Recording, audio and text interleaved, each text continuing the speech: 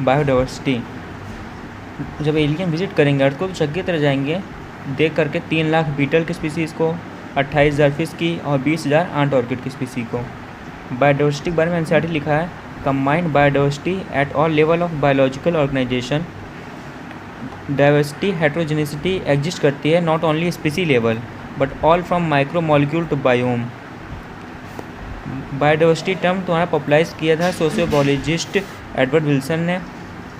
Genetic diversity, ये 3 तरह की डाइवर्सिटी हैं, ये हायरार्कीज बताते हैं। हायरार्की पहले जेनेटिक, छोटे से बड़ा मतलब, ठीक है, जेनेटिक, स्पीसी, इकोलॉजिकल डाइवर्सिटी। फिर जेनेटिक डाइवर्सिटी क्या होती है, जेनेटिक से रिलेटेड, जीन से रिलेटेड वेरिएशन होते हैं, डाइवर्सिटी होती है। इंडिया में 50,000 राइस, 1,000 मैंगो। हिमालय में रोजम पाइन केमिकल की पोटेंसी कंसनट्रेशन वेरी करती है रेंज टू रेंज। आइसोलेट और जो रोजम पाइन केमिकल है इसको आइसोलेट किया गया था फ्रॉम रोवोल्फिया वोमिटेरिया जो कि मेडिसिनल प्लांट है। स्पीसी डाइवर्सिटी के बारे में एग्जांपल, वेस्टर्न घाट की जो एम्फीबियन स्पीसीज़ होती हैं वे ईस्टर्न घाट ज़्यादा होती हैं। फिर इकोलॉजिकल डाइवर्सिटी में तीसरा इकोलॉजिकल डाइवर्सिटी, इंडिया ट्रॉपिकल में आता है ना, तो इंडिया में इकोलॉजिकल डाइवर्सिटी ज़्यादा होती है than Scandinavian country like Norway जो कि टेम्परेट में होती है। उसके बाद सम एस्टीमेट की देखते हैं, 20 से 50 मिलियन स्पीसीज़ है जो कि, ठीक है, एस्टीमेट है ये। इसमें अभी जो डिस्कवर नहीं है उसको भी इंक्लूड कर लिया गया।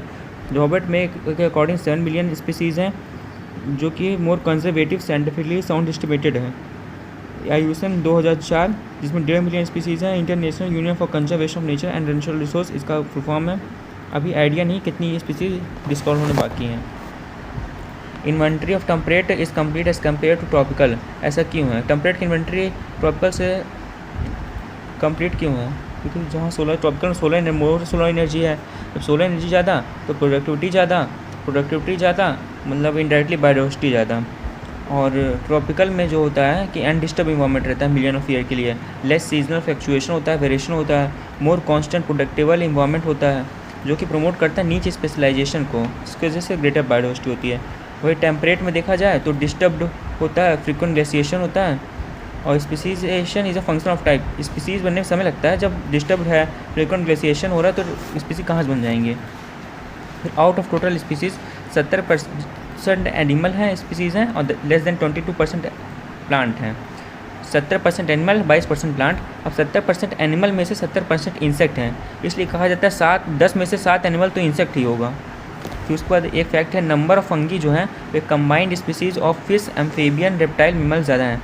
फंगी की जो नंबर ऑफ फंगी हैं फार्म से याद कर लो, फार्म से ज़्यादा हैं। उसके बाद एनिमल ज़्यादा है प्लांट की स्पीसीज। ऐसा क्यों है, क्योंकि एनिमल एडेप्टिव बेटर हैं, और प्लांट में डिफॉरेस्टेशन है होता रहता है, स्टेशनरी खड़े हैं, ठीक है। प्रोकैरियोट को हम लोग कोई फिगर नहीं दे सकते, प्रोकैरियोट डाइवर्सिटी कितनी होगी, कितनी प्रोकैरियोट की स्पीसी हैं, क्योंकि अगर हम लोग बैक्टीरिया को कन्वेंशनल टैक्सोनॉमिक मेथड से करें ना, ये सब सूटेबल नहीं है। क्योंकि अगर हम लोग कई स्पीसीज हम कल्चर नहीं कर सकते लैब में। अगर हम लोग बायोकेमिकल और मोलिकुलर क्राइटेरिया को हम लोग एक्सेप्ट भी कर लेना तो इनकी डाइवर्सिटी अकेले ही मिलियन में चली जाएगी। उसके बाद स्पीसीज़ का देखते हैं कौन सब ज़्यादा है, ठीक है। सबसे पहले हम लोग देखते हैं इन्वर्टिब्रेट में। इन्वर्टिब्रेट का ट्रिक है, इंडियन एंड मेडिकल कॉलेज सबसे ज़्यादा इंसेक्ट की स्पीसीज, अदर एनिमल ग्रुप, फिर मोलस्का, फिर क्रस्टेशियन। अब वर्टिब्रेट का ट्रिक है, फेसबुक पे राम। फिश सबसे ज़्यादा स्पीसीज़, फिर बर्ड, फिर रेप्टाइल, फिर एम्फीबियन, फिर मैमल। और प्लांट के लिए Angad is a fun guy, a most famous lichen. Angiosperm ज़्यादा, फिर फंगी, फिर एल्गी, फिर मॉसेज, फिर फन एंडलाइज, फिर लाइकन।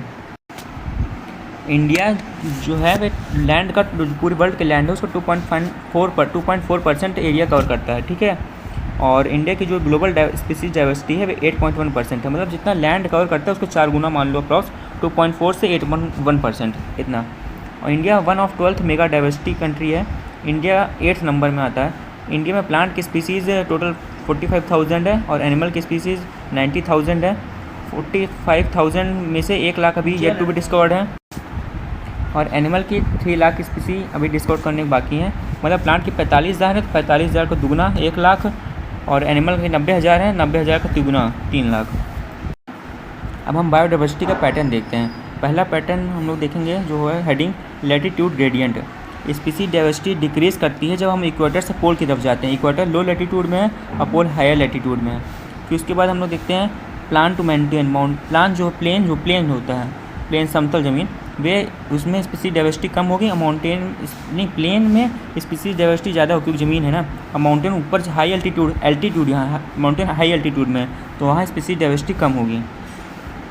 उसके बाद एग्जाम्पल दे रखा है वेस्कुलर प्लांट की स्पीसीज जो होती हैं वे 10 टाइम्स मोर होती हैं इन इक्वेडर जो कि ट्रॉपिकल फॉरेस्ट है then in Midwest of USA जो कि टेम्परेट फॉरेस्ट है। ठीक है, अब देखो ट्रॉपिकल में है तो इसकी स्पीसीज ज़्यादा होंगी वेस्कुलर प्लांट की, और ट्रॉपिकल तुम्हारा इक्वेटर पास ही आता है, इक्वेटर के ऊपर होता है। ठीक है, जो रीजन होते हैं ट्रॉपिकल होते हैं 23.5 डिग्री तक। उसके बाद बर्ड स्पीसीज़ का डेटा दे रखा है कोलंबिया में 1400, फिर इंडिया में मोर देन 1200, न्यूयॉर्क में 105 और ग्रीनलैंड में 56 बर्ड की स्पीसीज़ हैं। फिर सबसे ज़्यादा मैक्सिमम डाइवर्सिटी कहाँ है वर्ल्ड में? अमेजॉन रेन फॉरेस्ट में। अमेजॉन रेन फॉरेस्ट हमारा साउथ अमेरिका में है जो कि ट्रॉपिक्स है, जिसमें IPF VMR से याद कर लो। ठीक है, कौन स्पीसीज सबसे ज़्यादा होगी? इन्वर्टिब्रेट आई से 1,25,000, फिर प्लांट 40,000, फिश 3,000, बर्ड 1,300 और फिर एम्फीबियन और मैमल 427 होंगी, दोनों 427 होती हैं। फिर उसके बाद रेप्टाइल 378 होती है। सेकंड हेडिंग है स्पीसीज़ एरिया रिलेशनशिप। इसमें आते हैं एक अलेक्जेंडर वॉन हम्बल्ट जो कि जर्मन साइंटिस्ट हैं और जोग्राफर हैं। वे साउथ अमेरिका के जंगल में जाते हैं एक्सप्लोरेशन करने, तो वे ऑब्जर्व करते हैं कि species richness number of species जो है वे इंक्रीज़ करती हैं जब हम इंक्रीज़ करते हैं इन एरिया एरिया जब इंक्रीज़ करते हैं, but only up to a certain limit. ठीक है, इसमें एक प्रोपोर्शनल होता है, species richness is directly proportional to area explored. उसको मैं बताता जाता हूँ। S directly proportional to A, S directly proportional A की power Z, S equal to CA/Z।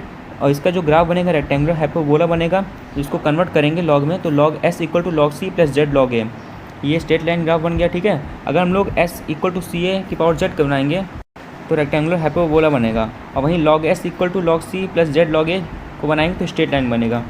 और इसको हम रखते हैं y equal to MX plus C में, तो हम लोग का इसमें निकल के आता है स्लोप निकल के आती है Z होता है रिग्रेशन कॉफिशिएंट, और जो हम लोग का इंटरसेप्ट निकल के आता है वो C निकल के आता है। जब हम लोग Z को बढ़ाएंगे रिग्रेशन कॉफिशिएंट बढ़ाएंगे तो S बढ़ेगा और मोर स्टीपर इन स्लोप मतलब चढ़ानी स्लोप में बढ़ जाएगी। ठीक है, वैल्यू ऑफ Z जो होती है डिफ़र करती है। स्मॉलर एरिया के लिए 0.1 से लेकर 0.2 तक होती है, और लार्जर एरिया के लिए जैसे कंटिनेंट हो गया उसके लिए 0.6 से 1.2, और फ्रॉगीवोरस जो कि फ्रूट ईटिंग बर्ड होते हैं, मैमल होते हैं in tropical region forest of different continent, इनकी 1.15 होती है। ठीक है, importance of species diversity to ecosystem. वे कम्युनिटी जो जिसमें ज़्यादा स्पीसीज़ हैं वे ज़्यादा स्टेबल होंगी। स्टेबल कम्युनिटी या तो स्टेबल इकोसिस्टम शो करता है less year two year variation in productivity. ठीक है, हर साल मतलब ज़्यादा चेंज नहीं होगा प्रोडक्टिविटी में। उसके बाद resistance to invasion by alien species, बाहर की स्पीसीज से रेजिस्टेंस, और resistance for occasional internal disturbance, man made natural disturbance. ठीक है, इस सब की वजह से रेजिस्टेंस दिखाती है।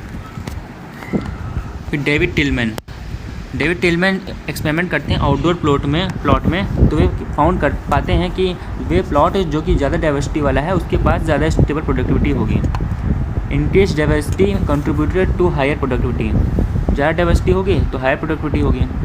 उसके बाद एक होता है, उसके बाद दूसरा है मतलब उसका रेबर्ट पॉपर हाइपोथेसिस है। ठीक है, इसको याद करने की ट्रिक है स्पेयर। S से स्टैनफोर्ड इकोलॉजिस्ट ने दी थी, B से स्टीफन इकोलॉजिस्ट थे पॉल इल्ड्रिच उन्होंने दी थी, A से एयरप्लेन एनालॉजी, R से रिवर्ट पॉपर हाइपोथेसिस। रिवर्ट मतलब एक नट बोल्ट हो गया और पॉपर मतलब निकालना हो गया। अब इसमें हम लोग एयरप्लेन को इकोसिस्टम मान लेते हैं, और रिवेट जो है उसको स्पीसीज जीनस, और रिवेट ऑन विंग जो विंग पे रिवेट है उनको की स्पीसीज वो होती हैं जो ड्राइव करती हैं मेजर इकोसिस्टम फंक्शन। अगर रिवेट को पॉप कर रहे हो निकाल रहे हो तो कोई इफेक्ट नहीं पड़ेगा अगर सीट विंडोज निकाल रहे हो, लेकिन अगर तुम विंग के पॉप रिवेट से निकाल रहे हो, विंग के रिवेट जो विंग में रिवेट लगे हुए हैं उनको निकाल रहे हो, तो कि serious threat to flight safety दिखाता है ये। मतलब ये ऐसी की स्पीसीज़ हैं जो कि पॉप रिवेट ऑन विंग वे की स्पीसीज़ हैं, मतलब उनको तुम हटा नहीं सकते हो, अगर हटाओगे तो थ्रेट है वे, क्योंकि वही मेजर इकोसिस्टम चला रही हैं, फंक्शन करा रही हैं। फिर लॉस ऑफ बायोडाइवर्सिटी के बारे में देखते हैं। बायोडाइवर्सिटी हम लोग क्या है, बायोलॉजिकल वेल्थ है जो कि डिक्लाइनिंग रैपिडली, बहुत जल्दी डिक्लाइन हो रही है। क्यों? क्योंकि ह्यूमन एक्टिविटीज से नई स्पीसीज ऐड हुई, कोई डाउट नहीं है, बल्कि कई एक्सटिंक्ट भी हो गई हैं। ठीक है, जब हम लोग ने ट्रॉपिकल पैसिफिक आइलैंड में जब ह्यूमन ने कॉलोनाइजेशन किया तो वहाँ पास 2000 नेटिव बर्ड स्पीसीज एक्सटिंक्ट हो गई। IUCN 2004 की रेड डेटा लिस्ट है जिसमें डेटा दिया गया लास्ट 5 साल का कि 784 स्पीसीज एक्सटिंक्ट हुई हैं, 359 इन्वर्टिब्रेट की, 338 वर्टिब्रेट की, 87 प्लांट की। इसको ऐसे याद रखो, 350 याद कर लो, सबसे ज़्यादा इन्वर्टिब्रेट होता है ना, तो 359 इन्वर्टिब्रेट कर दो 10 बढ़ा के, और 10 कम करके वर्टिब्रेट कर दो, 338 वर्टिब्रेट, और जो बाकी 87 प्लांट हो गई। ठीक है, ऐसे याद कर सकते हैं राउंड ऑफ करके। लास्ट 20 ईयर में 27 स्पीसीज एक्सटिंक्ट हुई हैं। ठीक है, ये भी लिखा हुआ है। फिर रिस्क ऑफ एक्सटेंशन, इसमें मैचिंग जरूर आएगी, जिसमें 15,500 स्पीसी फेस कर रही है रिस्क की एक्सटेंशन का। बर्ड तुम्हारा 12% और मैमल 23% रिस्क है, एम्फीबिया 32%। इसको ऐसे याद रखो, पहले याद करो बाम, 3 लोग को याद करना है, सबसे ज़्यादा एम्फीबिया होगा 32%, फिर 32 का उल्टा 23 होता है, तो ये 23 मैमल हो गया। फिर उसके बाद 23 से ही याद करके बर्ड याद कर लो, 12 का परसेंटेज बर्ड का हो गया। जिम्नोस्पर्म एम्फीबिया बराबर ही है, थोड़ा 31% है जिम्नोस्पर्म का रिस्क, और amphibia most vulnerable to extinct है, मैक्सिमम रिस्क है एम्फीबिया को। एक्सटिंक्शन बात की जाए तो डोडो मॉरिशियस से, कोगा अफ्रीका से, थैलेसिन ऑस्ट्रेलिया से, स्टीलियर सी काउ रसिया से, और 3 सब स्पीसी ऑफ टाइगर जिसका नाम है बाली, जवान, कैस्पियन एशिया से एक्सटिंक्ट हुई हैं। मास एक्सटिंक्शन की बात की जाए तो 5 एपिसोड पहले आ चुके हैं। ह्यूमन एक्टिविटी, ह्यूमन जब आए थे उससे पहले 5 एपिसोड आ चुके हैं 3 मिलियन ईयर अगो। अब जो 6 एपिसोड है इसका एक्सटिंक्शन रेट 100 से 1000 गुना ज़्यादा है पिछले वाले प्री ह्यूमन टाइम से। ठीक है, अगर यही ट्रेंड चलता रहा ना तो आने वाले 100 साल में आधी स्पीसी एक्सटिंक्ट हो जाएंगी, half of all स्पीसी on earth will be wiped out. और लॉस ऑफ बायोडाइवर्सिटी की वजह से क्या क्या होता है, पहली बात प्लांट प्रोडक्शन कम हो जाएगी, रेजिस्टेंस कम हो जाएगी इन्वायरमेंटल डिस्टर्बेंस लाइक ड्रॉट से, और जब प्लांट प्रोडक्टिविटी कम होगी तो हाई वाटर यूज़ होगा, पेस्ट का यूज़ होगा, और डिसीज साइकिल बढ़ेगी। अब एंड उसके बाद हम लोग देखते हैं cause of biodiversity losses. Cause क्या है, तो कुछ 4 मेजर कॉज हैं जिसे हम लोग इविल कॉर्लेट कहते हैं, और इविल कॉर्लेट टर्म जे डायमंड ने दी थी। पहला है हैबिटेट लॉस एंड फ्रेगमेंटेशन, ये मोस्ट कॉमन है। ठीक है, इसमें नीट पे वैल्यू कई बार आया कि मोस्ट कॉमन कौन सा होता है, हैबिटेट लॉस एंड फ्रेगमेंटेशन। दूसरा ओवर एक्सप्लॉयटेशन, तीसरा एलियन स्पीसीज इन्वेजन, चौथा को एक्सटिंक्शन। पहले पढ़ते हैं हैबिटेट लॉस एंड फ्रेगमेंटेशन। तो हैबिटेट लॉस एंड फ्रेगमेंटेशन की में होता ये है कि जब इसमें दे रखा 2 चीज़ दे रखी है, पहला हम पढ़ते हैं ट्रॉपिकल रेन फॉरेस्ट बारे में, दूसरा अमेज़न रेन फॉरेस्ट बारे में दे रखा है। ट्रॉपिकल रेन फॉरेस्ट पहले अर्थ के लैंड के सर्विस का 14% कवर करते थे, अब लेकिन 6% ज़्यादा नहीं है, 6% ज़्यादा नहीं है, बहुत जल्दी डिस्ट्रॉय हो गए हैं। अगर हम लोग ये जब तक चैप्टर ख़त्म करेंगे तब तक 1000 और Hector of rain forest cut चुके होंगे, खो दिए होंगे हम लोग ने। फिर अमेज़न रेन फॉरेस्ट पढ़ते हैं इसी में, तो अमेज़न रेन फॉरेस्ट हम लोग लंग ऑफ प्लानट कहते हैं। इसको कट और क्लियर किया गया 2 चीज़ के लिए, कल्टीवेटिंग सोयाबीन के लिए, और दूसरा कन्वर्जन टू ग्रासलैंड, ग्रासलैंड में कन्वर्ट कर दिया गया और रेजिंग, चराने के लिए बीफ कटल को। ठीक है, और degradation of mining habitat by pollution, pollution की वजह से कई हैबिटेट का डिग्रेडेशन हुआ है। और लार्ज हैबिटेट, जो लार्ज हैबिटेट हैं कुछ छोटे छोटे फ्रेगमेंट में हम लोग तोड़ दिया, स्मॉल फ्रेगमेंट में। इससे कौन इफेक्ट होगा, पहले इफेक्ट होंगे माइग्रेटरी एनिमल, और दूसरे इफेक्ट होंगे मैमल, बर्ड, जिनको रहने के लिए लार्ज टेरिटरीज या स्पीसीज चाहिए होता है। दूसरा पढ़ते हैं ओवर एक्सप्लॉयटेशन। ह्यूमन की जो नीड है वे ग्रीड में बदल गई। ह्यूमन डिपेंड करता है नेचर पे फूड और शेल्टर के लिए। कई स्पीसीज़ का एक्सटिंक्शन हुआ लास्ट 5 साल में, जिसमें दे रखा है स्टीलर सी काऊ, पैसेंजर पिजन, और recently money marine species endangering है। ठीक है, इसमें 2 जो एग्जांपल दे रखे हैं जरूर याद करना है ओवर एक्सप्लॉयटेशन में, स्टीलर सी काऊ और पैसेंजर पिजन। कोई एक्सटिंक्शन में है ऑब्लिगेटरी रिलेशनशिप है, मतलब एक होगा एक्सटिंक्ट, दूसरा एक्सटिंक्ट हो जाएगा, जैसे होस्ट फिश, पैरासाइट, कोई वॉल प्लांट एंड पॉलिनेटर। चौथा पढ़ते हैं alien species invasion. Alien species invasion में है जो बाहर से आती हैं हम लोग के यहाँ, कहीं दूसरी जगह से यहाँ आ गई। पहला इसमें 2 तरह के इन्वेजिव वीड और invasive animal. Invasive weed parthenium carrot grass with wheat, दूसरा एग्जाम्पल है लेंटेना, तीसरा इकॉर्निया वाइटर हैसेंथ जिसे बंगाल टेरर भी कहते हैं, जिसको यूरोप से इंट्रोड्यूस किया गया था। फिर उसके बाद है इन्वेजिव एनिमल। इन्वेजिव एनिमल में 2 एग्जाम्पल हैं। पहला अफ्रीकन कैटफिश कैलारिपियस गैरेपेनस, जिसका एक्सटिंक्शन हो गया क्योंकि एक्सटिंक्शन हो गया क्योंकि इंडिजिनस कैटफिश स्पीसीज की वजह से। और इसको लाया गया था कि यूरोप में नहीं, सॉरी, अफ्रीकन जो कैट फिश का जिसको हम लोग कैलेरियस गैरेपेनस कहते हैं, इससे एक्सटिंक्शन क्यों हुआ था, क्यों लाया गया था? क्योंकि एक्वाकल्चर पर्पज़ के लिए लाया गया था, इलीगल इसका इंट्रोडक्शन किया गया था। तो फिर वहाँ के रहने वाली इंडिजीनियस कैट स्पीसीज का, सॉरी गलत बता दिया, यहाँ पास क्या था, फिश पढ़ते हैं। जो अफ्रीकन कैट फिश कैलेरियस गैरेपेनस है कि इनकी वजह से तुम्हारी जो वहाँ की रहने वाली इंडिजीनियस कैट स्पीसीज हैं उनका एक्सटिंक्शन हुआ था। ठीक है, कि इनकी वजह से अफ्रीकन कैट फिश कैलेरियस गैरेपेनस की वजह से जो कि कैटफिश जो वहाँ रहने वाली थी उनकी स्पीसीज का एक्सटिंक्शन हो गया। इनको क्यों लाया गया था? एक्वाकल्चर पर्पज़ के लिए, और इनका इलीगल इंट्रोडक्शन किया गया था। उस पर दूसरा एग्जांपल है नील पर्क को लेक विक्टोरिया जो कि ईस्ट अफ्रीका में है, इसको यहाँ इंट्रोड्यूस किया गया, जिसकी वजह से more than 200 species of cichlid fish lake में एक्सटिंक्ट हो गई। हम लोग बायोडाइवर्सिटी कंजर्वेशन क्यों करते हैं, इस पर नेक्स्ट स्टडी है। पहले 2 तरह का होता है, नैरोली यूटिलिटेरियन और दूसरा ब्रॉडली यूटिलिटेरियन। नैरो मतलब पतला, इससे डायरेक्ट बेनिफिट हो गया इससे, और ब्रॉडली वाले से indirect benefit. Narrowly utilitarian direct benefit economic हम लोग को हेल्प करेगी।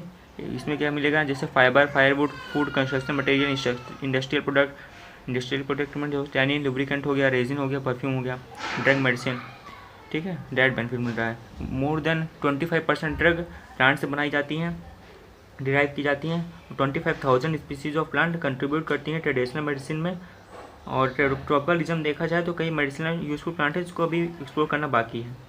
बर्ड प्रोस्पेक्टिंग की डेफिनेशन बहुत इंपॉर्टेंट है। बर्ड प्रोस्पेक्टिंग डेफिनेशन है exploring genetic molecular and species diversity for product of economic importance यहाँ पर। और 3 चीज़ें एक्सप्लोर कर रहे हैं, genetic, molecular and species diversity. Broadly utilitarian, ठीक है, इसमें इंडायरेक्ट बेनिफिट होता है। इसमें इकोसिस्टम सर्विस होती है, जैसे पॉलिनेशन, एस्थेटिक, पॉलिनेशन, ऑक्सीजन। ठीक है, इसमें ये चीज़ मिलती हैं। फिर तीसरा होता है एथिकल, हम लोग मोरल ड्यूटी है कि हम लोग बचा कर रखें फ्यूचर जनरेशन के लिए। हम लोग हाउ टू कंजर्व बायोडाइवर्सिटी, हम लोग कैसे कंजर्व कर सकते हैं?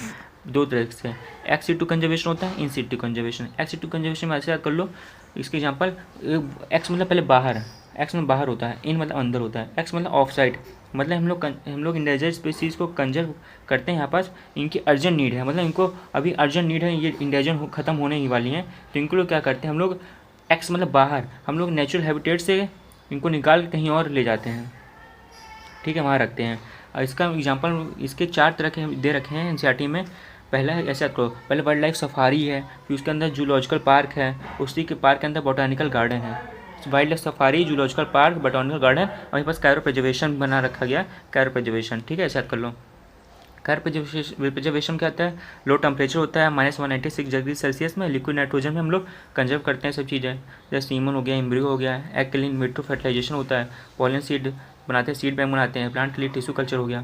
तो इन सिटू कंजर्वेशन मतलब अर्जेंट नीड नहीं कंजर्वेशन करने की, तो हम लोग क्या करते हैं, वहीं पास ही हम लोग बना देते हैं हैबिटेट वगैरह। ठीक है, इसका एग्जांपल है, पहले 14 बायोस्फीयर रिजर्व है। ठीक है, अब इसका होता कैसे होता है कि सबसे गोल से याद कर लो, पहला सबसे अंदर छोटा सा होगा कोर, जहाँ पास कोई ह्यूमन एक्टिविटी नहीं होगी, जहाँ सब लोग जानवर हैं।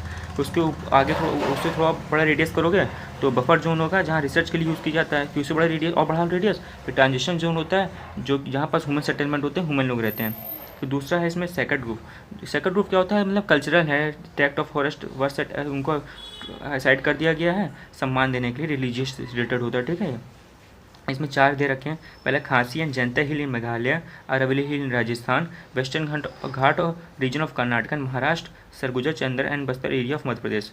फिर से सुनो, बता देता हूँ, ऐसे याद करो, Khasi and Jaintia hill Meghalaya, Aravalli hill Rajasthan, western ghat of region of Karnataka and Maharashtra, Surguja, Chandra and Bastar area of Madhya Pradesh. ठीक है, जो मेघालय का सेकंड ग्रुप है, largest use for large number of rare और थ्रेटेड स्पीसीज है मेघालय वाला। ठीक है, फिर तीसरा होता है हॉटस्पॉट टर्म नॉर्मन मेयर ने दिया था, नॉर्मन मेयर ने बताया था। ठीक है, इसके बारे में कि उसके बाद अगर हम लोग वर्ल्ड के एरिया को 2% से कवर कर लें, 2% कम तक भी कवर कर लें, तो हम लोग जो एक्सटिंक्शन रेट है उसको 30% डिक्रीज कर सकते हैं। ये ऐसा रीजन है, हाई स्पीसीज रिचेंस होती है, बायोडाइवर्सिटी की होती है, हाई डिग्री ऑफ इंडिमिज्म है। इंडिमिज्म क्या होता है, found only in those areas no everywhere share, मतलब इंडिपेंडेंस मतलब ऐसी यहीं पास ही पाई जाएंगे और कहीं नहीं पाई जाएंगे, ऐसा रीजन होता है। और ये region of accelerated habitat loss का, ठीक है। अब टोटल हॉटस्पॉट कितने हैं, पहले 25 इनिशियली थे, अब 9 जुड़ गए, फिर 34 हो गए टोटल वर्ल्ड में, जिसमें 3 इंडिया पास हैं। इंडिया की एग्जांपल है Himalayan region, Indo Burma, western Ghat and Sri Lanka. नीचे साइड पहले ऊपर याद कर लो हिमालय के ऊपर हिमालय रीजन, फिर इंडो बर्मा याद कर लो, फिर तीसरा नीचे याद कर लो वेस्टर्न घाट एंड श्रीलंका नीचे साइड। फिर उसके बाद 90 नेशनल पार्क है, 19 नेशनल पार्क हैं, और वाइल्ड लाइफ सेंचुरीज हमारी 448 है। याद रखना वाइल्ड लाइफ सेंचुरीज इसमें आता है 448 है। हाँ, हम लोग ने XC2 में पढ़ा था वाइल्ड लाइफ सफारी, इसमें सेंचुरीज लिखा है, इन C2 में सेंचुरीज आता है कितनी 448, 19 नेशनल पार्क और 9 हॉटस्पॉट, जिसमें 3 हॉटस्पॉट इंडिया में है, और तुम्हारे 14 बायोस्फीयर रिजर्व हैं। उसके बाद होती है अर्थ समिट होती है, अर्थ समिट 1992 में होती है, जो कि रियो डी जेनेरो ब्राज़ील में होती है, जिसमें मेजर किया जाता है for conservation of biodiversity and sustainable utilization of its benefit. Earth summit ऐसा करो 1992 में हुई थी, रियो डी जेनेरो ब्राज़ील में हुई थी। इसमें क्या किया गया था, मतलब सस्टेनेबल यूटिलाइजेशन के बारे में बताया गया था, और कैसे कंजर्व करना है बायोडाइवर्सिटी को एंड इट्स बेनिफिट। जहाँ सस्टेनेबल लिख के आ जाता ना उसे याद रखो, अर्थ समिट 1992 रियो डी जेनेरो में ब्राज़ील में। फिर 10 साल बाद मान लो ऐसे राउंड फिगर याद करके 10 साल बाद हुई थी वर्ल्ड समिट हुई थी। पहले अर्थ समिट हुई, पहले अर्थ समिट हुई, फिर उसके बाद 10 साल बाद वर्ल्ड समिट हुई। वर्ल्ड समिट 2002 में हुई, जोहान्सबर्ग में हुई, साउथ अफ्रीका में हुई, जिसमें 190 कंट्री ने पार्टिसिपेट किया और प्लेज किया कि हम लोग सिग्निफिकेंट रिडक्शन लाएंगे in current rate of biodiversity loss में एट लोकल ग्लोबल रीजनल सब लेवल में। और ये जो हम लोग अचीव करेंगे बाय 2010 तक, मतलब 2002 में थे, 8 साल तक अचीव कर लेंगे हम लोग सिग्निफिकेंट रिडक्शन, मतलब रिडक्शन बायोडाइवर्सिटी कंजर्वेशन में रेट है एक्सटिंक्ट होने का, लॉस होने का, उसका रिडक्शन हम लोग कर लेंगे, अचीव कर लेंगे। उसके बाद एक एक्स्ट्रा और पूछा था एक बार नीट में, एम्स में जो नहीं था उससे पहले एग्जाम होता था, उसमें पूछा था कि यूएन कॉन्फ्रेंस जो हुई थी 2011 में हुई थी, और कहाँ हुई थी, साउथ अफ्रीका में हुई थी। इसमें क्लाइमेट चेंज के लिए सब लोग पार्टी आई थी, ठीक है। ऐसा है, इसमें ज़्यादा आएगा नहीं इसमें, क्योंकि ये लिखा नहीं है NCERT में। और एक बार फिर बताता हूँ कुछ टर्म, इविल कॉलेट टर्म जो थी नहीं, evil collet habitat loss and fragmentation, over exploitation, alien species invasion, और तुम्हारा को एक्सटिंक्शन, ये तुम्हारी टर्म जे एन एमन ने दी थी। और हॉटस्पॉट का कॉन्सेप्ट था, उसे नॉर्मन मेयर ने दिया था।